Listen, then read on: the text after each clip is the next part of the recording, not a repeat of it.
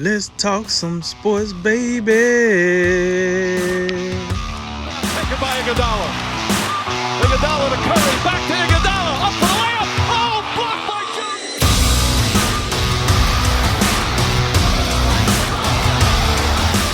And remember, make tomorrow better than today and make today better than yesterday. And you know what we gonna do. We gonna holler at you until next time, baby. All right, guys, now it's time to wrap up with the NFC West. The Cardinals worked on their defense. The Rams picked up an eclectic assortment of players. Seahawks apparently aren't happy with their linebackers, and the 49ers made about 100 trades. So let's get right into it, Jay. The Cardinals took Isaiah Simmons. You like him in the rest of their draft? Oh, you know I like Isaiah Simmons. I've been talking about him for weeks now. We talk about generational talents, transcendent talents. I'll tell you one thing. This is generational versatility. I'll tell you that much. And when he dropped all the way to the 8th pick, it was a no-brainer. You got to scoop him up. You look about, and then they come back to the third round. They circled back. They picked up some offensive line help in Josh Jones. I actually thought the tackles on Arizona are okay with DJ Humphries and Marcus Gilbert.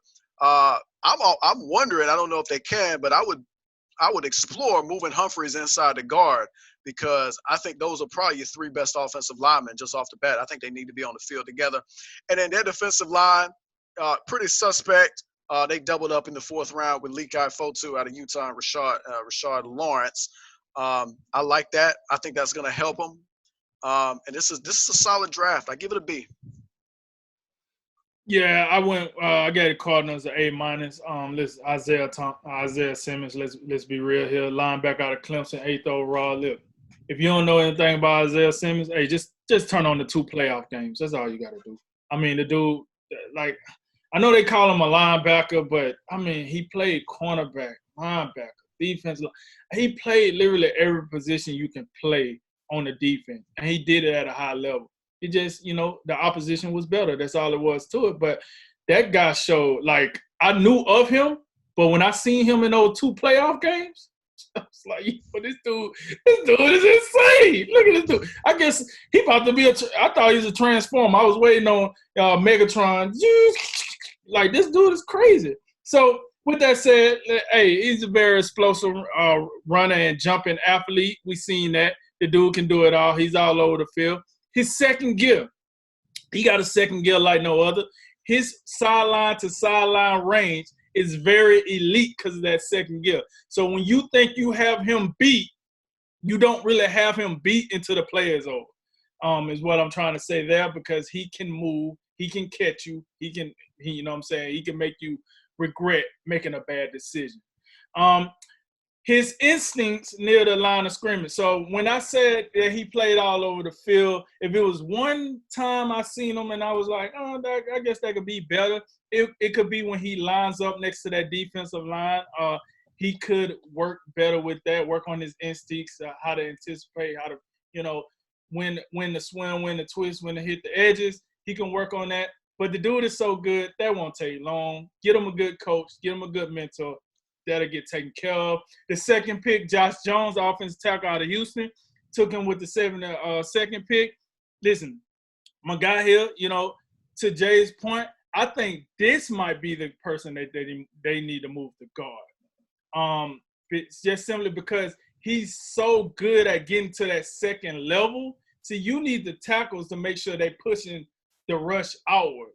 Whereas the guards, you need the guards to be moving a lot. The guard and center combo need to be pushing that power to, backwards. And this guy's really good at climbing to that second level for the linebackers. So I think maybe you can put him in guard and get away with it. He comes out his stance very quickly. He's always on track when pulling. That's also a good thing. Tackles pull, but guards usually pull a little harder than tackles. You don't really want to be pulling your tackles out that much, especially in the NFL when everybody's so much faster. So you usually want to switch your guards if you do. So those are the 2 of his positives that I like. That's why I do agree with what Jay said about moving one of them. I think should be him. His negative is he need to work on his sitting down and his punching and getting his feet set. I understand that it's very hard when you're asking these 300-plus guys to sit there in the stance for so long and be able to, as soon as that ball is snapped, punch, move, feet slide, set, whatever the case might be. But listen, you're in the NFL, bro. That's part of the bill. You got to get that better. You got to get more in unisons. It is what it is. That should come. And then Like Forte, the defensive tackle out of Utah, they took him with the 118th pick. Very mammoth frame, very massive frame. Carry his weight very well. I think it got something to do with his Samoan heritage. But he carries that weight very well. He is not a guy that you can single block a lot. You will be bringing double teams. That's just all it is to it. Once he get his feet underneath him and understand how the pro game work, I think he'll be very, very, very solid defensive tackle. But with that said, you're just going to be using him in the inside for the most part. Listen, I haven't seen much out of him to make me think that you can sometimes put him on the end or sometimes make him a pass rusher. He's not really a threat as much as an edge rusher, which makes him kind of one-dimensional. So he got some things to learn. I thought it was very, very, very solid draft for them. Well, actually a very good draft, I should say. So I gave the Cardinals an A-. Yeah, I mean, you got one of the best players in the draft. You fleeced on a trade with your second-round pick, and you got a bunch of big guys. I mean, what's not to love? Like I already said about Isaiah Simmons, he's not a pick the Cardinals had to make, right? I mean, they could have taken Derek Brown, which filled another big need. They could have went to the tackle department and early for Kyler Murray's protection. It was one of the most sacked quarterbacks in the league last year. But they spent it on a guy that can do it all in the defense, and he can do it all well. You know, I still have a little bit of a reservation because of how technical the NFL is. If a defensive coordinator tries to throw too much at him too fast, you know, he could slip up a little bit. I have a slight concern, but I think he's so talented. As long as his coordinator knows how to use him and they keep it small at first and let him kind of grow into it, he's going to be an absolute star from day one. And he's the single biggest upgrade they could have made to a defense that allowed the most yards in the NFL last year. So I really like that pick there. What surprised me a lot was Houston's Josh Jones tumbling all the way down to 72. This guy had a 93.4 from Pro Football Focus, and take those ratings for what you will, but that 93.4 this last year would take him second only to Penei Sewell from Oregon, the consensus number 2 pick next year's draft. So yet another premium player in the third round, the back of the third round. Oh, and then, by the way, your Derek Brown hole got filled by not only a monstrous helping of Rashard Lawrence, but you also got Like Forte into there as well. So you doubled up in that position, and I'm not going to knock teams for doing that and improving their attack at the line of scrimmage. I would have maybe made one of those guys another guard or tackle, but it is what it is. And then also, Benjamin in the 7th was one of the guys that was on the best available board at like noon on the 3rd day. And he was there all the way through the 7th round. So they should have gotten a steal. And by the way, did we mention that they got DeAndre Hopkins for their 2nd round pick this year? So I factor that in. I give the Cardinals an A. All right, Drink, we got the Rams up next. What you think of the Rams? I gave the Rams that hot B- on my rating. It's pretty on the low end. Unlike Jay, I try not to beat everybody in, but B- that's on the low end. The way I've been grading these teams. Listen, they spit the first pick on a Ty Gurley replacement. I'm guessing that's what he is. On Cam Akers, the running back out of Florida State with the 52nd pick. Real tough finisher. We seen what he did at Florida State, and Florida State was a downright train wreck, and he still was able to make stuff happen. I hate it for anybody that's a Florida State fan. But he's able to shed those arm tackles and maintain his balance very, very well through contact, which is what you need in the NFL. You need a running back that can get hit and keep going.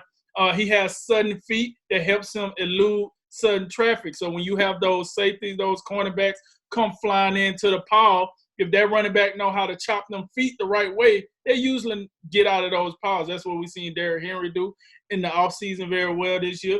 That's why he was so successful in the postseason this year. If you look at his feet work, that is very important for running back. And then one of his many downfalls I had for him is, as far as out of the backfield catching threat, I didn't see a whole lot of that. Now, that could have just been a Florida State offense. I don't know. So I'm not going to beat him up too much, but I do know in today's game, you do need your running back to be able to come out and make catches out of the backfield. I did not think he was a natural pass catcher out of the backfield, so that was one of my knocks. And then with the 2nd pick, they took Van Jefferson, a wide receiver out of Florida, with the 57th pick. Listen, it seemed like the Rams really like the state of Florida. That's neither here nor there. Above average relief against press. We know in NFL you're going to play a lot of press, so being able to get out of those presses is very, very special and it's something valuable because you're going to play a lot of that in the NFL. Very good attention to detail, which allows him separation. He's like one of them guys that got that sneaky ability. Every time you see him, you're like, hey, man, how did this dude get open? He has very good attention to detail. That's how he gets open. But my downfall for him is he does lack top-end speed when running vertically. So he can, he's going. This is why a lot of wide receivers get overthrown a lot because the quarterback think they got somebody out there. Oh, he's so open, let me throw it. And then you find out he's slow as a slug. I mean, like, what's the point of you being open if you can't actually catch up to the ball? Can't just be throwing the ball straight at you. So that is one of those things. His top-end speed is not the best, but we'll see. And then with that third pick, they took Terrell Lewis, the defensive end out of Alabama, with the 84th pick. Listen, very good at keeping his eyes on the football. He threw the blocks. He don't usually lose the football. And he builds momentum as a downhill rusher. So if he gets off that block, it's a wrap. He's going to be in that backfield. Somebody going to get it. Somebody going to get this work. I don't know. It might be the quarterback. Somebody going to get it. But one of my major knocks on him is he's very, very injury prone. We like to talk about how injury prone Tua was. This young man was way more injury prone than Tua was at Alabama. Injuries. He lost his 2017 season mostly to injury, and he lost all of the 2018 season to injury. That's the reason he got picked where he got picked. But with that said, I gave the Rams a B-.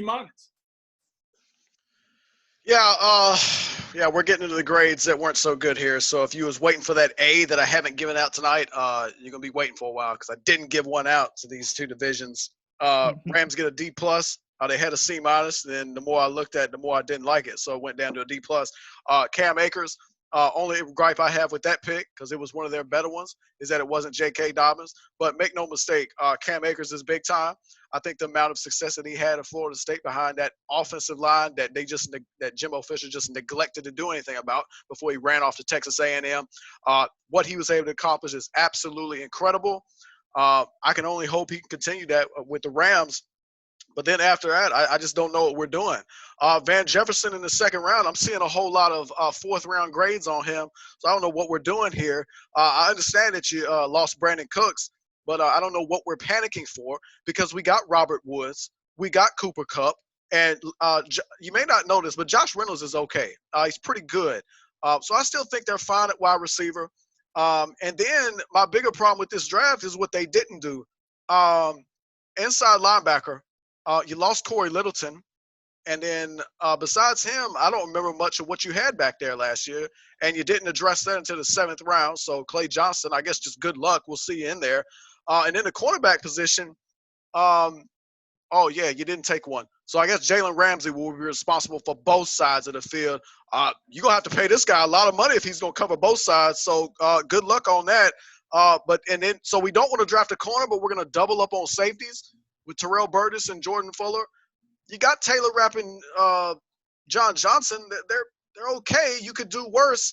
I just don't. I don't like this. I really don't. This is a D+. And off topic, foreshadowing. Make no mistake. No later than next year, the Rams about to be in the basement in NFC West. They're heading in the wrong direction, and no amount of genius from Sean McVay will save them. Well, if y'all haven't noticed so far, if you're taking your online class with these two professors, take Drake, not Professor J, because you ain't lying. But he's right about this draft. I'm much closer to him. This is a really mad draft for me. Akers, watched every snap he played at Florida State. A little bit of a homer, but this dude's really good. Like Jay alluded to, I'm telling y'all, not this past year, but the year before, they fielded the worst offensive line in Division I college football. I will fight anyone in the street without my shirt on over that. I'm not kidding you. I'm that serious about it. I cannot stress how much the deck was stacked against Cam Akers. And it was just the offensive line. It was the fact that Florida State said, hey, this is all we got. Good luck. So it wasn't really hard to figure out what their offensive game plan was. The fact that he produced like he did, it was really special. This guy's going to be really good. I think the few issues, like Drake hit on one of them, but also he's got a few vision-related issues, I think. And sometimes, he tries to hit that home run every play, and he's gotten better about it. But he's one of those guys you'll see cut up, and then he'll try to cut back, and you're going, oh, God, what's he doing? And he loses 4 yards, and you're like, okay, what was that? But I think he's got a lot of that athleticism still, and he's got a lot of things that made him a 5-star originally, and he's going to be a good player. But the thing is, when you start looking at other picks, like you said, Jay, you get to Van Jefferson, and yeah, I'd love him in the 4th round, but in the 2nd for a position you didn't need. Terrell Lewis, nice, but can he stay on the field? Is he going to be healthy? I mean, can you afford to roll the dice on a guy like that in the 4th round? 2 safeties, a kicker, you just have this hodgepodge, and you start looking at the draft versus what they need, and it wasn't even close. You got all these big contracts that are coming up or already signed. You haven't paid Jalen Ramsey yet, and you gave 2 first-round picks for him, so you're going to have to. You're going to want to pay him, right? I don't know. I gave it a C, and that's probably being a bit generous. It's going to be some tough times in Los Angeles. They don't figure something out. All right, Jay, we got the Seahawks up next. You kind of alluded to it. Not good, huh? Yeah, it's okay. Los Angeles Rams. The Seahawks did even worse. They got that straight up D, no plus on it. So you know what? There's sometimes with these teams, they just think they got the Seahawks. Regardless of this draft, the Seahawks gonna be fine. They're gonna be good. But I don't know what Josh Snyder and Pete Carroll are doing. It's almost like you just walk in here. Hey, we still got Russell Wilson, right? Yeah, he's still here. Okay, we're good. We'll just do whatever, which is what I'm looking at. Jordan Brooks, I don't know what we're doing taking a linebacker that had, I don't know, I'm seeing a lot of 3rd round grades, and we taking him in the 1st round. I think he went ahead of Patrick Queen, by the way, which is just egregious. Sure did. Meanwhile, Bobby Wagner and KJ Wright are still really, really good last time I checked, so it's not like they just dying for linebacker help. But I will say this, that secondary, they could use a little help back there, but I don't think we did much in that department. So I guess Trey Flowers, Shaquille Griffin, his contract about to expire, them safeties. I just tell you, it's not the Legion of Boom. I don't know if Pete forgot that they all gone, but they're not there. And then I look at offensive tackle for this team every season, and shout out to Dwayne Brown, who I think they got him last year from Houston. I think they stole him from Bill O'Brien. But outside of that, he's 34 years of age, so I'm not sure how much longer he's going to play at a high level. And then I don't even know what they got at right tackle, a pencil cup or something. But I guess Russell Wilson will just avoid all the sacks again, like he always does. So it ain't even going to matter. They're still going to win about 10, 11 games. But then go ahead and take this hot D with this draft. Pause. So I gave the Seahawks a B-. Listen,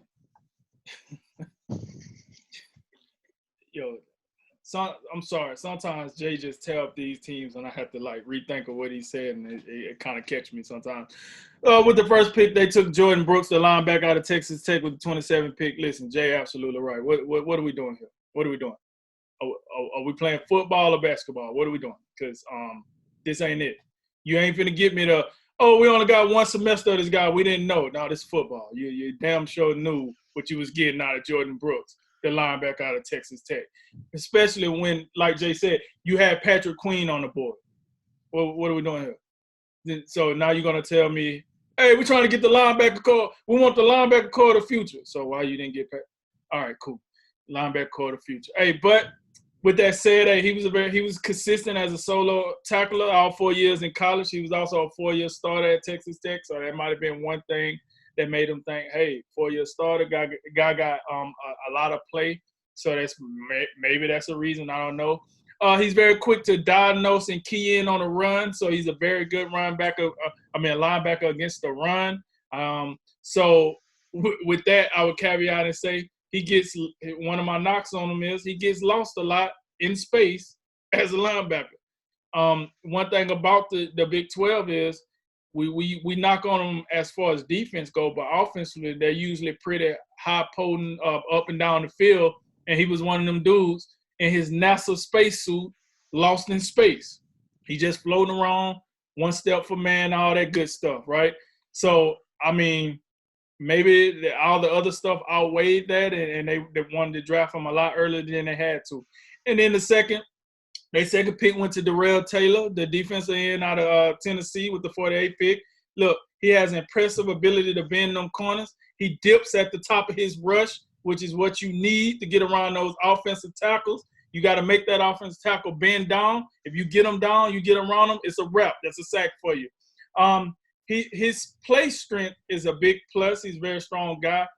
So I do think that this pick was better than the first pick, in my opinion, but whatever. So that was good. But one of my knocks for him is he has a hard time timing snaps. For a defensive end, that's usually one of their qualities is separate the boys from the man, so to speak, is when those defensive ends know how to kind of like time the snaps and get off the snap really fast. That's how you get your Von Millers. That's how you get your Lawrence Taylors. That's how you get your Reggie White. These guys that's just tormenting people. It's because they're very, very good with the snap count. That's something he needs to work on. He's kind of sloughed the ball at times, maybe unmotivated. I don't know. But that is one thing that he's going to have to work on. The third pick, they took Damian Lewis, the offensive guard out of LSU with the 69th pick. He plays with a lot of measuring and control. Like, he knows how to stay in place. He don't get a lot of penalties, a very low penalized guy, which is good because, offensive linemen, they don't get the same amount of OTAs as everybody else. So the offensive line is always the part that takes the worst hit when it comes to lack of practice. And with the coronavirus around, ain't no telling what the offensive line is going to look like around the NFL once they do play. But he's a bulldozer down blocker. He's going to clear that way for the runners. Don't you worry about it. He's going to clear that way. But my downfall for him is he has very limited quickness. He sometimes he got, I'm going to say once every 10th play, he probably show you some quickness. That ain't going to get it done. I tell you right now, that's going to put you right over there with my boy Cam Fleming. Put you over there with him. Put you on the poster, and you're going to send some guy to the Pro Bowl just that quick. So, I gave the Seattle a B. Yeah, I have a better analogy. It's actually like when both your folks are yelling at you. Jay's the one that comes in first and puts you on blast, and they go out of the room to cool off. And then Drink comes in, he sits down in your bed. He goes, "Hey, listen, champ, you screwed up, right?"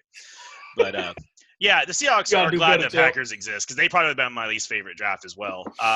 Brooks, it was not only probably the biggest reach besides maybe Arnett in the first round, but it was also the least needed position, like y'all talked about. I mean, I get that Wagner and Wright aren't exactly spring chickens, but yeah, you take this run-stuffing linebacker, he's not Bobby Wagner. He ain't going to help you this year all that much. He shouldn't have went this high, and he's not going to cover like he does. Then you not only do you take Darrell Taylor, which is more of a, like you said, Drake, he's more of a project, defensive end. He's got a lot to work on. You traded up for him. He might help you later, but he's not going to help you this year that much. He needs to get that skill set improved, and he's got a lot to like, but it's going to take time. I go down the list. The first pick I like is the Damian Lewis pick, which I think they took 8 offensive linemen. At this point, I don't even care what he plays. Just is he big? Can he play offensive line? Okay, great. Thanks. Good job, Seattle. They threw Wilson some bones on day 3. Colby Parkinson, DJ Dallas in the 4th, and then Freddie Swain and Sullivan from LSU, the other tight end. Neither of the tight ends are really traditional. They're going to have to kind of change up. They're both kind of like niche tight ends. DJ Dallas is a reach in the 4th, and Freddie Swain, I do kind of like him. I saw a good bit of Florida. He flashed at times, but it's a 6th round pick. I mean, how much can he really help you early on? And overall, there was just too much offensive talent in this draft to mess around, taking a luxury pick on a linebacker and then a pass rush project. Seattle could have done a lot more to make the right moves, and I didn't like it either. I gave him a hot D as well. All right, Jake, we'll wrap up with the 49ers. So what do you think about the Super Bowl runner-ups draft? Listen, I know a lot of people talk about the 49ers going to come out here with a Super Bowl hangover. And then I guess that hangover kind of started with the draft because I just think they could have did a lot better. I do understand that they didn't have, a full arsenal of picks, but the picks that they had, they just didn't handle them well. It's like a trust fund, baby. If you give them the money, what you expect, they didn't have to work for it. So when you go do something stupid, you can't be mad at them. So I gave them the whopping C-. Their first pick, Javon Kinlaw, the defensive tackle out of South Carolina, 14 overall. Now, I did like this pick, I would say. A menacing bull rusher. He's the type of guy, he ain't going to hit you with the swim and the twist. He's just going to run you over. So, hopefully you know how to sit in front of him, because if you don't know how to sit, he's just going to run you over. That's what he do. Nothing special about it. I'm stronger than you. I'm going to get to your quarterback. He's very explosive, have a very explosive first step, meaning when he get the first step and he runs over you and then wipe his cleats off on you, that's your fault. You should have been a little faster. All right. And but one of my knocks I got is because he's so strong, he has not learned the subtleties of control and efficiency. So he don't know how to, when to better utilize your energy, when to use a twist, when to do that, because he don't use none of that. He just throws over you. Sorry, son, that makes for a very short career in today's NFL. So you're going to have to learn how to get a little more control, use a little more efficiency so you're not going 100 miles per hour every single play. And then with the second pick, Brandon Akuki, look, listen, who mans is this? Who mans is this? Wide receiver out of Arizona State with the 25th pick. He busts out of the Sims very well, giving his quarterback open windows. He did play in the Pac-12. This dude got drafted really, really high. Is that just me, or is that everybody else? Since he got drafted really high to me. I did not see him being a first-round quarterback, but whatever. He has instincts and in the open field, he got the vision of a running back, which is very good for a guy that's going to be forced into the action like he will be because how high he got drafted. One of my knocks on him is he'll need to add some physicality to his game. He got a lot of finesse game. He's going to need to hit the gym, get on that Jordan package, get some muscle on, so he'll be ready to give the punishment as well as take it a little bit. So, yeah, that's my one knock on him. And then the third pick, they got Colton McBinsky. The offense tackle out of West Virginia with the 153rd pick. What I've seen, he's generally poised, well-balanced, and pass protection, which is good. He has the ability to limit most edge speed and his quick sets, meaning he got good feet pretty much is what I'm saying. He can move. He can trace that arc very well. But my one knock on him is his initial pop is lacking. So if you're a guy like, let's say, Kinlaw, when y'all both meet, his initial pop don't really give you enough juice, so you can't tend to bull rush him over and get to the quarterback. So he's going to need to straighten that part of his game up. But overall, I gave the 49ers a C-. Yeah, 49ers, they get a C. This is about as average as you can get. And my biggest problem with the 49ers, and we've talked about this several times, I thought the 49ers were a prime team to trade back. And, they hit me with the rope-a-dope. They traded back one pick in the first round, then took Kinlaw. That was a Tampa Bay trade where Tampa Bay got Tristan Wirfs. And then they, some reason, they trade up to get Brandon Ayuk, and it has nothing to do with Ayuk. This is the position and the identity that the 49ers have. This is a running football team where we know full well there's going to be a game next season where Jimmy Garoppolo throws like 9 passes. It's going to happen. And I don't know, Ayuk might catch one of them. But I'm just looking, there's not really that much else to evaluate. Charlie Warner, I saw him at Georgia. I'm sure George Kittle will be awful impressed to have him in there. And I don't know, maybe you can tote his cleats or something. But listen, San Francisco has some problems at linebacker. They're a little thin. And then at cornerback, I'm telling you, these are positional groups that we're going to keep an eye on, and we're going to watch them. And because I don't think they're all that great at them. Wide receiver, you can tell me how much they need wide receivers as much as you want to. They got George Kittle, they got Deebo Samuel, and Kendrick Bourne. He can play. That's about all you need when you're going to be on one of the teams that are going to run the football just as much, if not more, than anybody else in this league. That's just the way it is. That's Kyle Shanahan. That's what he's going to do. And then Javon Kinlaw, the funny thing about this pick, and we haven't talked about it, I get it. You traded away DeForest Buckner, but you still got Eric Armstead. You just paid him. You got Nick Bosa, and you got Dee Ford. Solomon Thomas was probably like, hey, now I get to play a little bit more. And he's like, no, we bringing in Ken Law. You can go ahead and still be the 5th first-round pick or whatever. You don't even worry about it. By the way, they said. And by the way, we declined your option too. So yeah, that cool conversation story. we was having. Yeah, Yeah, but we're gonna decline that. this is a C. I don't know. I don't know what this is. I really don't. This whole division, I don't know. When Arizona had the best draft, and I'm not sold on Steve Keim. Just I don't know. Take a C. Live with it. Yeah, I got it a little higher. I guess I factored in the trades a good bit because of like the Trent Williams trade. I kind of like to add those into the fact if you're using your direct picks in this draft. I do think the first round picks were good. Ken Law, I liked him as high as 9. So I think that if you thought he was the best prospect left on the board, taking him is a smart move. Again, it is a super luxury pick for him, no doubt about it. I've got to think at some point, like you got enough dudes, you can look at another position. But this guy did tumble down a little bit. A couple other teams decided they wanted wide receivers or something else. So I get it. He had the best pass rush, kind of upside at defensive tackle in the whole draft. And then Ayuk is a guy that I think that like they still had to address the wide receiver position. And I'm sure Shanahan is already dreaming of how to use him. But you are right. They do have that identity as a running first team.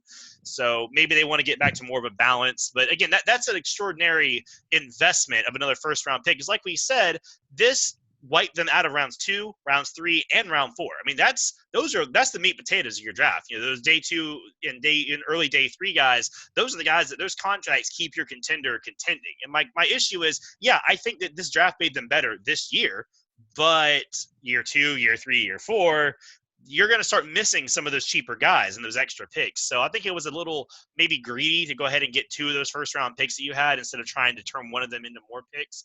The flipping the 5th for Trent Williams is nice. And then I do like DeJuan Jennings in the 7th. Remember, he was the guy that caught that infamous Georgia Hail Mary from Josh Dobbs a couple years ago. Yep. But he averages 7.5 yards after contact, and he does juke people out of their shoes. That sort of offense the 49ers do like to run when they do kind of throw the ball. He fits in well, so it could be a steal. But, overall, I think I gave it a B, but I get y'all's points. If I was going back, I may give it a little bit lower grade, but we'll see how it plays out.